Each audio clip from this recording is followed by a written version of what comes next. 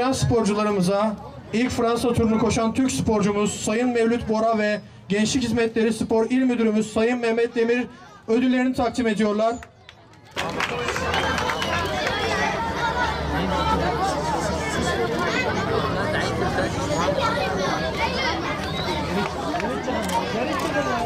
Bisiklet Federasyonu Yönetim Kurulu üyemiz Sayın Mehmet Zeki Kutlu ve Büyükşehir Belediye Spor Hizmetleri Daire Başkanımız Mehmet Kesen, dereceye giren sporcumuza forma ve belediyenin takdim ettiği ödülleri takdim ediyorlar.